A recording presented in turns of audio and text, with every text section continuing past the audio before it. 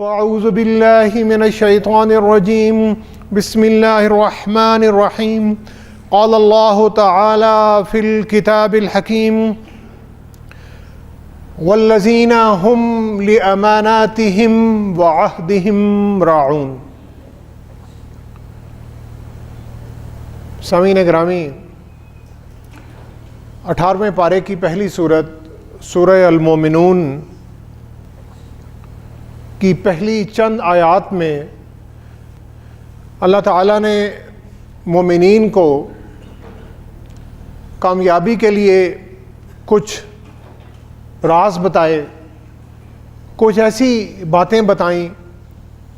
کہ جن پر عمل کر کے بندہ مومن دنیا کی زندگی اور آخرت کی زندگی میں کامیاب ہو سکتا ہے۔ اور اس سورت کی 8ویں آیت آج کے ہمارے اس خطبے کا موضوع ہے، والذین هم لأماناتهم وعہدهم راعون۔ اور یہاں پر جب یہ سورت شروع ہو رہی ہے تو اللہ تعالیٰ کہہ رہے ہیں قد افلح المؤمنون، کہ یقیناً مومنین، اللہ پر پختہ ایمان رکھنے والے، اللہ کے احکامات پر عمل کرنے والے کامیاب ہو گئے۔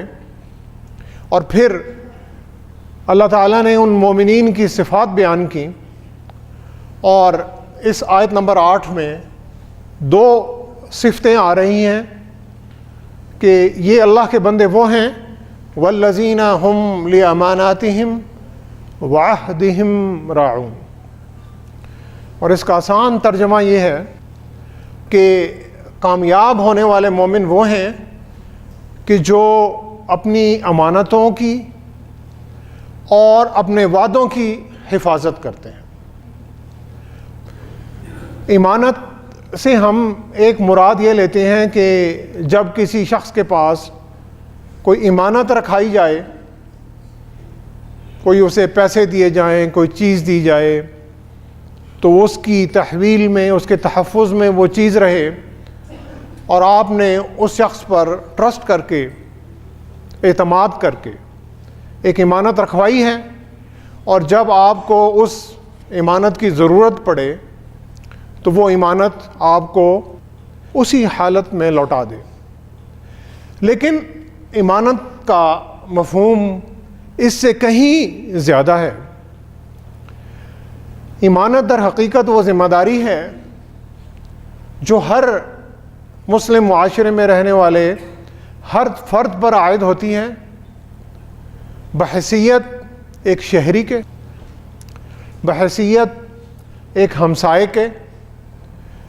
بحیثیت ایک محلے دار کے، ایک والد ہونے کے ناطے سے، ایک شوہر ہونے کے ناطے سے، ایک بیوی ہونے کے ناطے سے، ایک بہن اور ایک بیٹی اور ایک بیٹا ہونے کے ناطے سے، اور پھر اس مسلمان کے جو معاملات ہیں ان معاملات ہونے کے ناطے سے، جہاں پر وہ اپنا روزگار کر رہا ہے، جہاں پر وہ اپنا کاروبار کر رہا ہے، جہاں پر وہ نوکری کر رہا ہے، اور جہاں سے وہ رزق کما رہا ہے، اس رزق کمانے کے حوالے سے اس کی جتنی ذمہ داری جو اس پر عائد ہوئی ہے، اگر وہ ذمہ داری کو احسن طریقے سے اور اپنی بہترین صلاحیتوں کو بروئے کار لاتے ہوئے اس ذمہ داریوں کو، چاہے وہ گھریلو ذمہ داری ہو، چاہے وہ دفتر کی ذمہ داری ہو، چاہے وہ خاندان کی ذمہ داری ہو، چاہے وہ معاشرے کی ذمہ داری ہو، چاہے وہ سماجی ذمہ داری ہو یا سیاسی ذمہ داری ہو، ان ذمہ داریوں کو اگر وہ بہتر طریقے سے اور اپنی بہترین صلاحیتوں کو بروئے کار لاتے ہوئے پوری ذمہ داری سے پوری کر رہا ہے، تو پھر وہ شخص امانت دار کہلا سکتا ہے۔ اور امانت دار وہ شخص ہے جو دوسروں کے حقوق پورے دیتا ہے، دوسروں کی امانتیں لوٹاتا ہے اور دوسروں کے حقوق پورے دیتا ہے، والدین کے حقوق پورے کرتا ہے، شوہر بیوی کے حقوق پورے کرتا ہے اور بیوی شوہر کے حقوق پورے کرتی ہے، اولاد والدین کے حقوق پورے کرتی ہے، اور بھائی اور بہن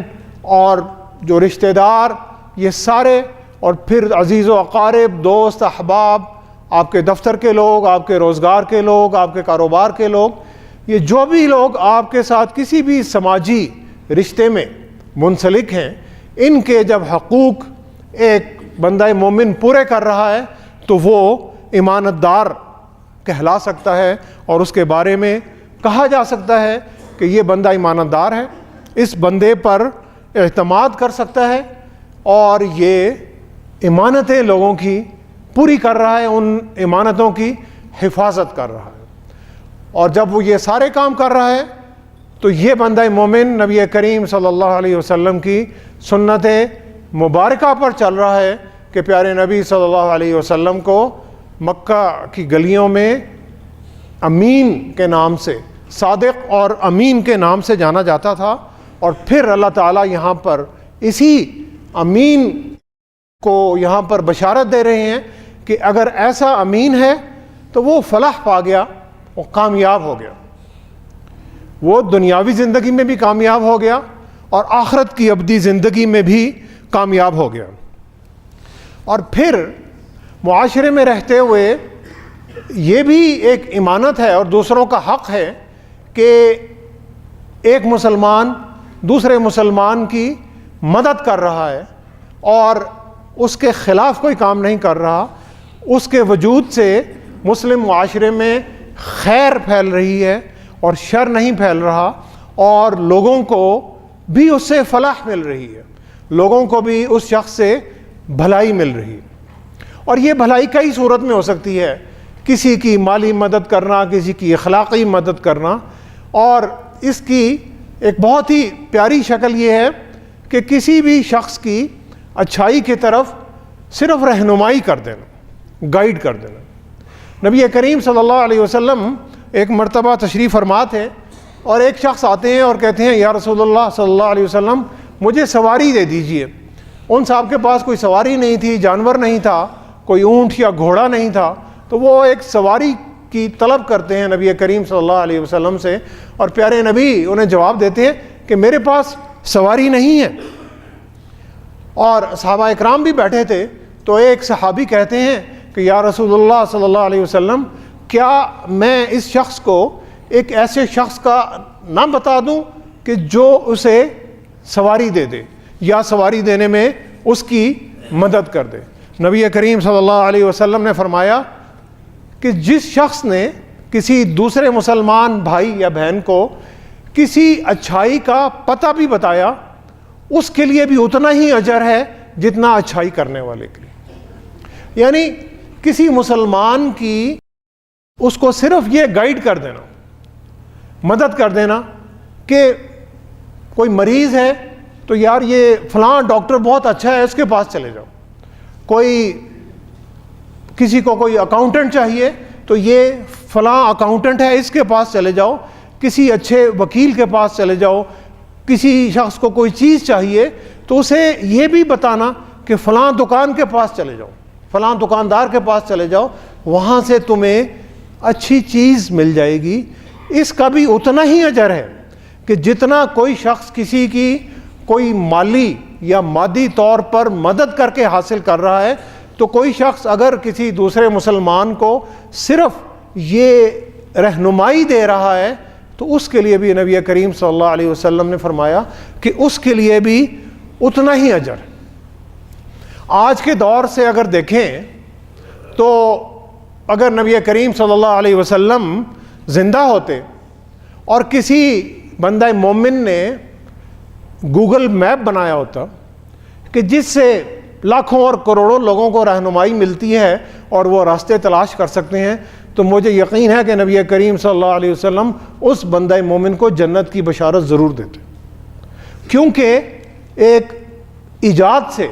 اور ایک چھوٹی سی ایک ٹیکنالوجی سے اگر آپ ہزاروں اور لاکھوں اور کروڑوں لوگوں کی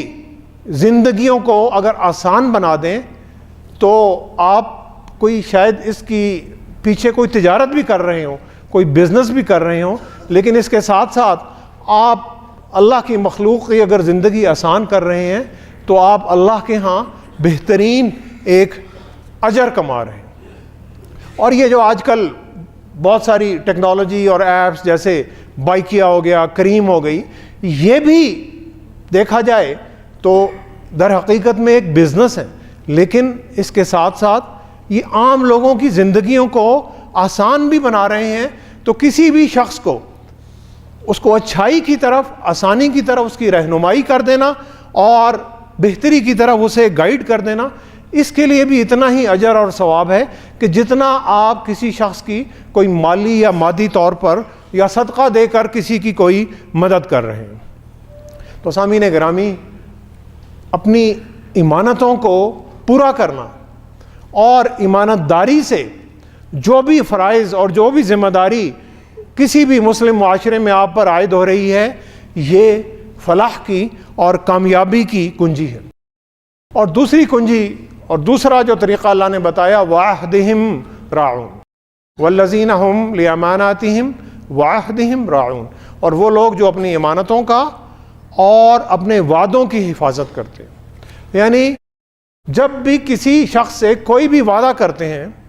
کوئی بھی کمٹمنٹ کرتے ہیں، تو اس بات کو پورا کرتے ہیں، ہر صورت میں پورا کرتے ہیں۔ یہ مسلمان کا ایک بنیادی فرائض میں سے ایک فرض بنتا ہے کہ بندہ مومن جب کسی سے کوئی بات کرے، کوئی وعدہ کرے، کمٹمنٹ کرے، تو اس وعدے کو پورا کرے۔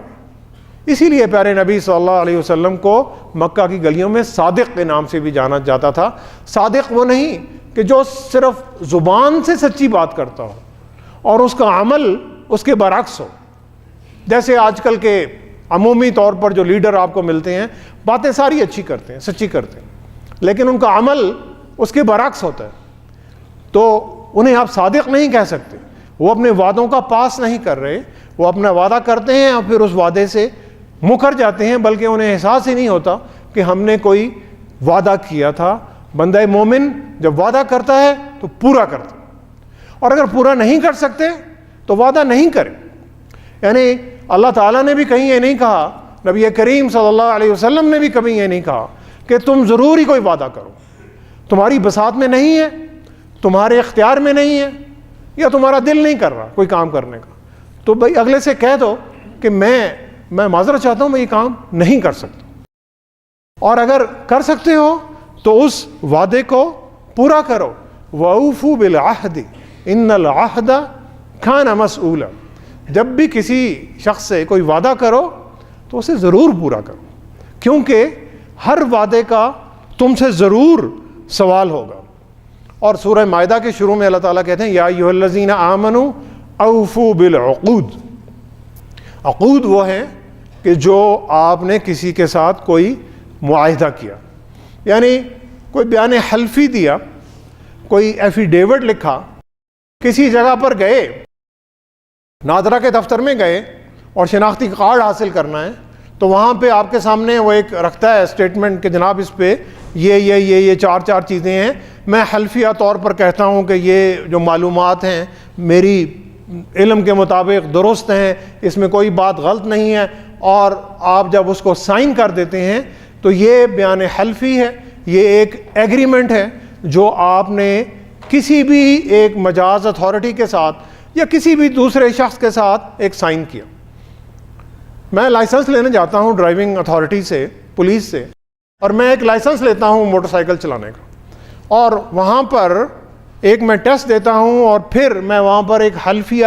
ایک چیز سائن کرتا ہوں کہ میں ٹریفک کی قوانین کی پاسداری کروں گا، ہیلمٹ پہنوں گا،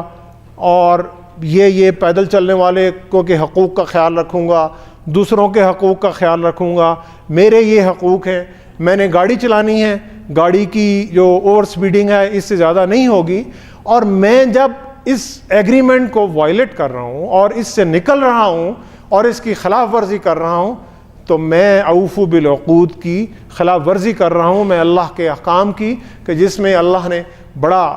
واضح طور پر الفاظ میں کہا کہ اے ایمان والو یا ایھا الذین آمنوا اوفوا بالعقود، کہ جب تم کوئی عہد کر لو، ایگریمنٹ کرو، تو اسے ہر صورت میں پورا کرو، اور اس کو پورا کرنا تمہارا فرض ہے.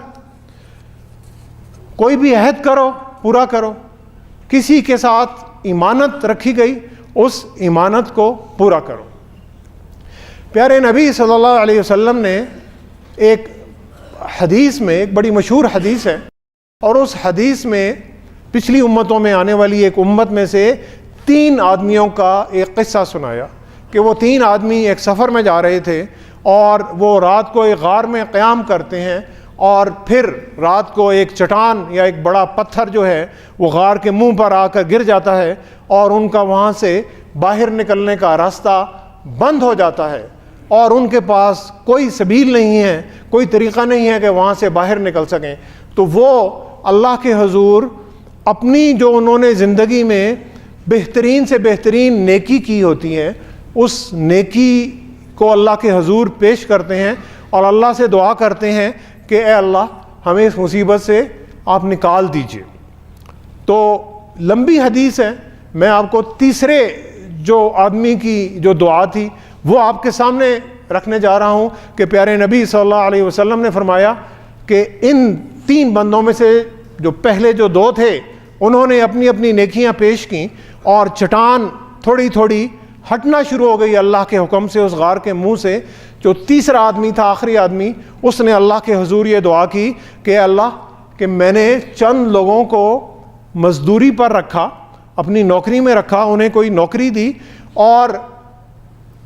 انہیں میں نے اجرت دی. جب ان کی مزدوری ختم ہو گئی تو میں نے انہیں اس کی اجرت دی، اور ان میں سے ایک ایسا شخص تھا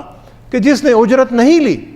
اور اجرت لیے بغیر ہی چلا گیا. شاید اسے یاد نہیں رہا یا جو بھی ہوا، اور وہ بغیر اجرت لیے چلا گیا. تو اے اللہ میں نے جو اس کی اجرت تھی اس کو اپنے کاروبار میں لگا دیا اور اس سے مجھے نفع حاصل ہوا. پھر کچھ سالوں بعد وہی شخص کہیں سے لوٹتا پلٹتا میرے پاس آیا اور مجھے کہتا ہے کہ تم نے میری ایک اجرت جو دینی تھی اور وہ میری اجرت تمہارے پاس ہے، وہ میری اجرت مجھے دے دو. تو میں نے کہا کہ یہ جو تم مال اور اسباب دیکھ رہے ہو، یہ اونٹ اور یہ بکری اور یہ گائے اور یہ جو غلام، یہ سب تمہاری مزدوری ہے، تم اسے لے جاؤ. تو اس مزدور نے کہا کہ اللہ کے بندے تو میرے سے مذاق کر رہا ہے. تو میں نے کہا کہ میں تم سے مذاق نہیں کر رہا، بلکہ در حقیقت یہ اس منافع سے ہوا ہے جو تمہاری مزدوری تھی، اور اس مزدوری کو میں نے کاروبار میں لگا دیا، اور اس کاروبار سے جو منافع ہوا ہے یہ منافع آج تمہارے سامنے ہے. اور پھر وہ شخص سارا منافع لے کر اور اس بندے کا شکریہ ادا کر کے چلا جاتا ہے. تو یہ بندہ اللہ کے حضور کہتا ہے کہ اللہ یہ میں نے سب کچھ آپ کی خوشنودی کے لیے اور اللہ کی رضامندی کے لیے کیا تھا، تو اے اللہ آپ ہماری اس مصیبت کو دور کر دیجئے. تو نبی کریم صلی اللہ علیہ وسلم فرماتے ہیں کہ وہ جو چٹان تھی وہ اس غار کے منہ سے اللہ کے حکم سے ہٹ گئی، اور وہ جو 3 ساتھی تھے وہ اس غار سے آزاد ہو گئے. یعنی ایک ایسا اللہ کا بندہ کہ جس کو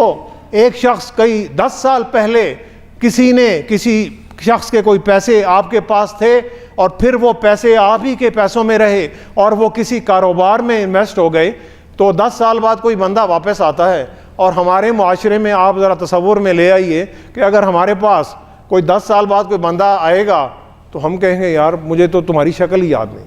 بھائی تم کہاں سے آ گئے ہو، اور تم نے پتہ نہیں کوئی پیسے دیے تھے، کوئی لکھت پڑھت کی تھی، کوئی نہیں کی تھی. تو منافع تو چھوڑ ہی دیں، اصل زر بھی دینا شاید ہم میں سے بہت سارے لوگوں کو گوارا نہیں ہوتا.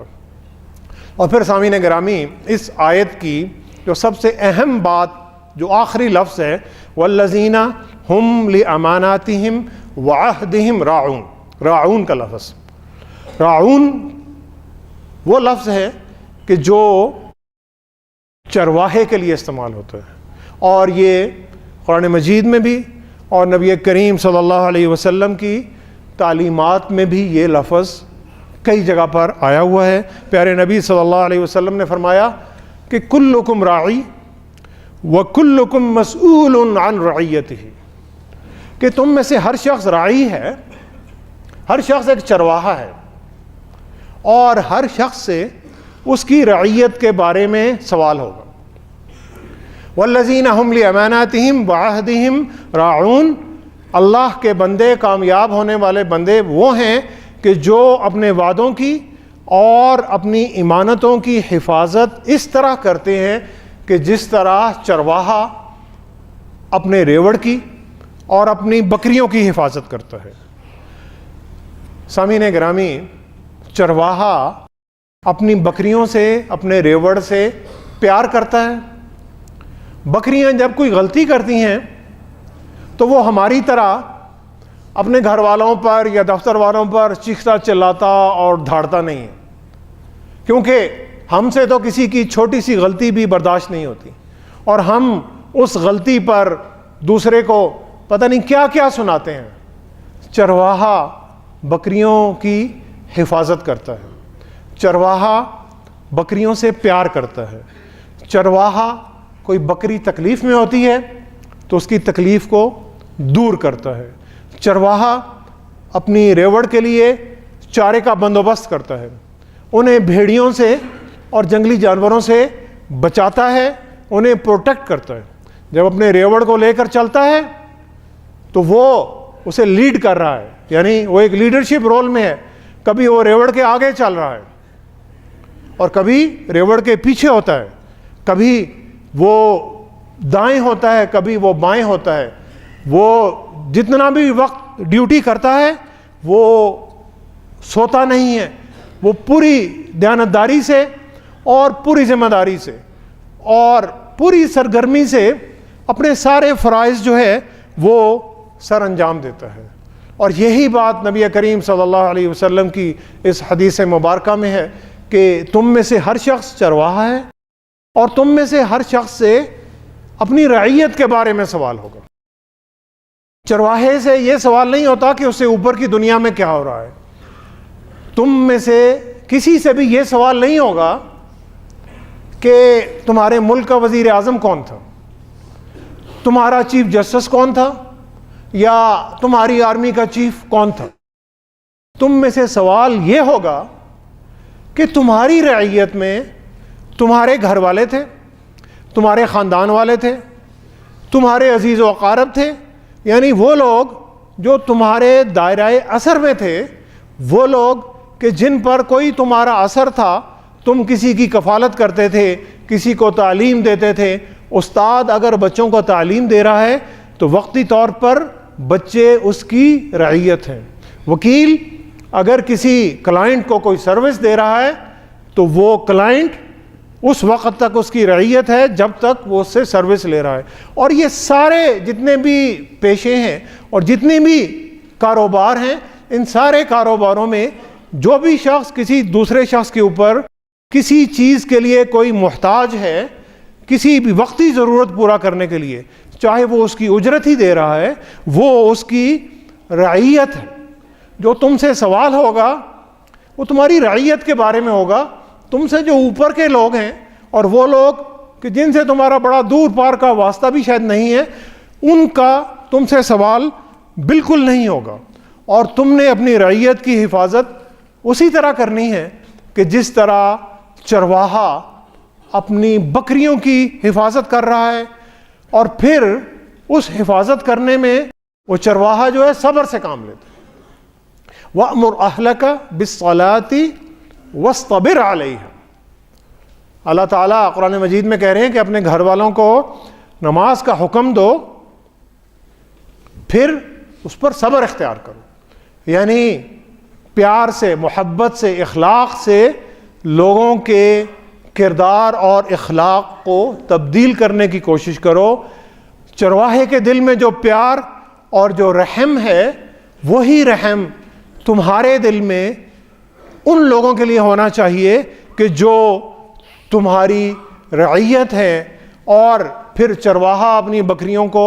ایک پورے حلقے میں ایک آزادی بھی دیتا ہے، وہ گھومتی پھرتی ہیں جدھر مرضی جاتی ہیں، لیکن اس نے ان پر ایک کڑی نگاہ رکھی ہوتی ہے، وہ ایک ان پر کوئی ناجائز پابندیاں بھی نہیں لگا رہا کہ یہ بکری ادھر نہیں جائے گی، یہ ادھر نہیں جائے گی، وہ بیٹھا ہوا ہے، لیکن اس نے ایک نگاہ رکھی ہوئی ہے اور اس نے ایک باؤنڈری مقرر کی ہوئی ہے، اور اس باؤنڈری کے اندر جو مخلوق اور اس کی جو بکریاں ہیں وہ یہ سارا کام کر رہی ہیں۔ یہ سامعین گرامی چرواہے کی لیڈرشپ کا ایک ماڈل ہے۔ نبی کریم صلی اللہ علیہ وسلم نے یہی رول ماڈل اپنے صحابہ اکرام کے سامنے پیش کیا، اور پیارے نبی صلی اللہ علیہ وسلم نے فرمایا کہ ما بعث اللہ نبیا الا رعی الغنم، کہ کوئی نبی ایسا نہیں گزرا جس نے بکریاں نہ چرائیں، کوئی نبی ایسا نہیں گزرا جس نے بکریاں نہ چرائی ہوں۔ یعنی رب العالمین نے کسی بھی شخص کو اور کسی بھی برگزیدہ نبی کو نبوت دینے سے پہلے اسے بکریاں چرانے کی جو ایک ٹریننگ اور جو ایک کورس تھا، اس ٹریننگ سے ضرور گزارا۔ صحابہ کرام نے سوال کیا کہ یا رسول اللہ صلی اللہ علیہ وسلم، کیا آپ نے بھی بکریاں چرائی ہیں؟ تو نبی رحمت صلی اللہ علیہ وسلم نے جواب دیا کہ ہاں، میں اپنی نوجوانی میں اور جب میں چھوٹا تھا تو میں مکہ میں چند قرات یعنی چند درہم یا چند روپوں کے لیے بکریاں چراتا تھا۔ پیارے نبی صلی اللہ علیہ وسلم تقریباً جب 8 یا 9 یا 10 سال کے تھے، اس وقت وہ بکریاں چراتے تھے، تھوڑے سے رزق حلال کماتے تھے اور وہ کمائی لا کر اپنے چچا کو دیتے تھے تاکہ وہ ان کی کفالت کر سکیں۔ نبی کریم صلی اللہ علیہ وسلم نے یہ چرواہے کا رول ماڈل اپنی امت کے سامنے پیش کیا، اور یہ تمام انبیاء علیہ السلام کی سنت ہے۔ اگر آپ آج کی ماڈرن مینجمنٹ جو کہ ہارورڈ اور آکسفورڈ اور جو بڑی بڑی جو دنیا کی یونیورسٹیز ہیں وہاں پڑھائی جاتی ہے، تو وہاں پر اس چرواہے کے جو شیپرڈ لیڈرشپ کا ایک رول ماڈل ہے، اس کو ایک بڑے اعزازی طور پر اور ایک بہت بڑے رول ماڈل کے طور پر پیش کیا جاتا ہے، اور وہ ماڈل یہ کہتا ہے کہ وہ لیڈر کہ جن میں چرواہے کی خصوصیات ہوتی ہیں وہ انتہائی کامیاب ہوتے ہیں۔ وہ دوسروں سے غرض نہیں رکھتے، وہ اپنی ذات کو ٹھیک کرنے کی کوشش کرتے ہیں، اور وہ اپنی رعیت سے یعنی وہ لوگ جو ان کے حلقہ اثر میں ہیں ان کے ساتھ غرض رکھتے ہیں، اور وہ اپنی رعیت کی پرورش کرتے ہیں، ان کی تربیت کرتے ہیں، ان کے اخلاق کو، ان کے کردار کو آراستہ کرتے ہیں۔ پیارے نبی صلی اللہ علیہ وسلم نے آج سے 1450 سال پہلے یہی رول ماڈل تمام انبیاء علیہ السلام کی سنت کو سمرائز کر کے ہمارے سامنے پیش کیا تھا، اور یہ جو چرواہے کا رول ماڈل ہے وہ ماضی میں نہیں رہتا، وہ مستقبل کی فکر کر رہا ہے، وہ اپنے بکریوں کے ریوڑ کو بڑھانے کی کوشش کر رہا ہے، وہ موسموں کا خیال رکھتا ہے، وہ سوچتا رہتا ہے کہ میں نے بہتر طریقے سے کیا پلاننگ کرنی ہے، کون سی آفت آنی ہے، اور اس آفت سے میں نے اپنے ریوڑ کو بچانا ہے۔ وہ آنے والے کل کے لیے اپنے آپ کو تیار کر رہا ہے، وقت کے جتنے بھی چیلنجز ہیں ان چیلنجز کا سامنا کرنے کے لیے تیار ہے۔ اور یہ اللہ نے ایک ہمارے ساتھ دے دیا کہ اللہ کے وہ بندے جو اپنی امانتوں کا اور اپنے وعدوں کی اس طرح حفاظت کرتے ہیں کہ جس طرح ایک چرواہا اپنی بکریوں کی حفاظت کرتا ہے، تو ایسے مومن کامیاب ہو گئے۔ یہ مومن دوسروں پر الزام نہیں ڈالتے، یہ معاشرے میں ہونے والی ساری برائیوں اور ساری غلطیوں کا ذمہ دار دوسروں کو نہیں ٹھہراتے، یہ سارا الزام حزب اختلاف پر نہیں ڈالتے، اور حزب اقتدار بھی سارا الزام حزب اختلاف پر نہیں ڈالتی۔ پچھلے کئی دنوں سے ایک بڑی بحث چلتی تھی کہ آرمی چیف کون ہوگا، تو میرے سے بھی کوئی دوست سوال کرتے تھے کہ یار آرمی چیف کون بنے گا؟ تو میں نے کہا کہ بھیا نہ میں نے آرمی چیف بننا ہے اور نہ آپ نے آرمی چیف بننا ہے۔ تو بھائی مجھے بھی غرض نہیں ہے اور آپ کو بھی غرض نہیں ہے، جو بھی قانون کے دائرے میں لکھا ہوا ہے اس سے کوئی بھی اللہ کا بندہ اگر آرمی چیف بن جائے گا، میری صحت پر یا تمہاری صحت پر کوئی اثر نہیں پڑے گا۔ یہ میں سمجھتا ہوں ایک شیطان کی چال ہے کہ جو اللہ کے بندوں کو اس چال میں ڈالتا ہے کہ اپنے آپ کو بھول جاؤ اور دوسروں کے بارے میں فکر مند ہو جاؤ۔ چرواہا اپنے آپ کو سامنے رکھتا ہے اور اپنے ریوڑ کی حفاظت کرتا ہے، اور چرواہا مستقبل کی فکر کرتا ہے، اور اس مستقبل سے وہ ایک رول ماڈل تخلیق کرتا ہے، اور وہ رول ماڈل مومن کا ماڈل، قد افلح المؤمنون، مومنین کامیاب ہو گئے، والذین ہم لاماناتہم وعہدہم راعون، جو کہ اپنے وعدوں کی اور اپنی امانتوں کی حفاظت کرتے ہیں، اور وہ دنیا میں بھی کامیاب ہوتے ہیں اور آخرت میں بھی کامیاب ہوتے ہیں۔ مولانا الطاف حسین حالی نے مسلمانوں کی اسی حالت زار پر، اور مسلمان جو ماضی میں پھنسے رہتے ہیں اور جو اپنی غلطیوں کی ذمہ داری دوسروں پر ڈالتے رہتے ہیں اور خود اس ذمہ داری کا بوجھ نہیں اٹھاتے، اس کے بارے میں مسدس حالی میں ایک بڑی خوبصورت دعا کی تھی کہ طفیل رسول کا اور اس کی محبت کا یا رب، ایک ابر اس پر بھیج اپنی رحمت کا یا رب، طفیل رسول کا اور اس کی محبت کا یا رب، پکڑ جلد ہاتھ اس کی امت کا یا رب، ایک ابر اس پر بھیج اپنی رحمت کا یا رب، غبار اس سے جو دھوئے ذلت کا یا رب، انہیں کل کی فکر آج کرنی سکھا دے، انہیں کل کی فکر آج کرنی سکھا دے، ذرا ان کی آنکھوں سے پردہ اٹھا دے، کمی گاہ بازی یہ دوراں دکھا دے، جو ہونا ہے کل وہ آج ان کو سجھا دے، چھتیں پاٹ لیں تاکہ باران سے پہلے، چھتیں پاٹ لیں تاکہ باران سے پہلے، سفینہ بنا رکھیں طوفان سے پہلے، سفینہ بنا رکھیں طوفان سے پہلے۔ سامعین گرامی، دعا کریں کہ اللہ تعالی ہمیں طوفان سے پہلے کشتی بنانے کی توفیق عطا فرمائے۔ اللہ تعالی ہمیں اپنے اپنے وعدوں کا اور اپنی اپنی امانتوں کا اور اپنی اپنی جو ذمہ داریاں ہیں ان ذمہ داریوں کو بہتر اور احسن طریقے سے پورا کرنے کی توفیق عطا فرمائے۔ اللہ تعالی ہمیں ایک چرواہے کی طرح اپنی اور اپنے گھر والوں کی اور اپنی رعیت کی ان کے اخلاق اور کردار کو بہتر بنانے کی توفیق عطا فرمائے، اور اللہ تعالی ہمیں دنیا اور آخرت کی تمام کامیابیاں عطا فرمائے۔ صدق اللہ العلی العظیم ونفعنی وإیاکم بآیاتہ وذکر الحکیم، انہ تعالی جواد کریم ملک برء رؤوف الرحیم۔